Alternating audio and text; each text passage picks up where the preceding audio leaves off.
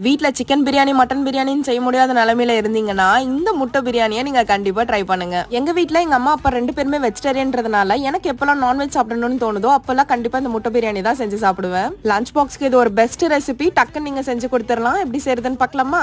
ஒரு ஸ்பூன் அளவுக்கு எண்ணெய் ஊத்திட்டு அரை ஸ்பூன் வெறும் மிளகாய் தூள், அரை ஸ்பூன் மஞ்சள் தூள், அரை ஸ்பூன் கரம் மசாலா, தேவையான அளவுக்கு உப்பு போட்டுக்கோங்க. அவிச்ச முட்டை இதோட சேர்த்துட்டு நல்லா ஃப்ரை பண்ணி எடுத்து வச்சுக்கோங்க. அதே எண்ணெயில இன்னும் ஒரு டேபிள் ஸ்பூன் போல எண்ணெய் ஊத்திட்டு ஒரு ஸ்பூன் நெய் ஊத்திக்கோங்க. கொஞ்சமா முந்திரி பருப்பு, 2 ஏலக்காய், ஒரு பட்டை, ஒரு பிரியாணி இலை போட்டுக்கலாம். ஒரு மீடியம் சைஸ் வெங்காயம், 2 பச்சை மிளகாய், ஒரு கைப்பிடி அளவுக்கு புதினா போட்டு நல்லா வதக்கிக்கோங்க.